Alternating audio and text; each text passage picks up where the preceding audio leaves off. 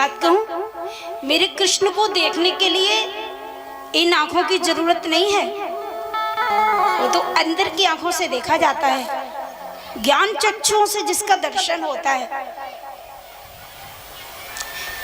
दुनिया के जो नेत्र हैं ना, ये जो चक्षु हैं, चर्म चक्षु, इससे दुनिया को देखा जा सकता है, परंतु भगवान को देखने के लिए तो अंदर के नेत्र चाहिए।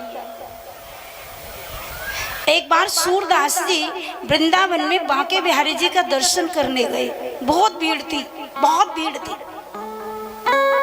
अब सूरदास के तो आंखें ही नहीं थी। मंदिर में पहुंचे, बहुत भीड़ थी। सब लोगों ने देखा कि देखो ये अंधा बाबा दर्शन करने आया है, खुद तो दिखाई नहीं देता, ठाकुर जी को देखने आया है। बहुत भीड़ थी, ठाकुर जी का दर्शन नहीं हुआ। सूरदास जी बेचारे धक्के मुक्के खा के जब वापस सोने लगे तो लोगों ने कहा, बाबा तुम्हें दर्शन हुआ? बोले नहीं हुआ। किसी ने कहा, तुम तो अंधे हो, दिखाई देता नहीं, क्यों आए थे? चले गए। दूसरे दिन बिहारी जी का दर्शन करने फिर आए, बड़ी भीड़ थी। लोगों ने कहा, बाबा कल तो धक्के मुक्के खा के तुम्हें अच्छा लगा, आज फिर खाने के लिए आ गए?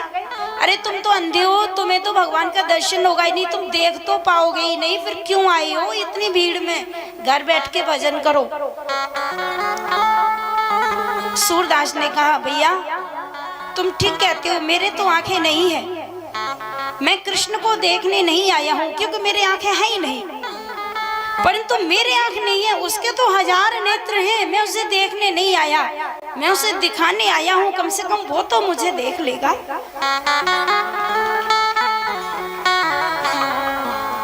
मैं उसे नहीं देख सकता, लेकिन मैं यहाँ तक इसलिए आया हूँ कि वो मुझे देख ले, और वो तो तभी देखेगा जब मैं यहाँ आऊंगा।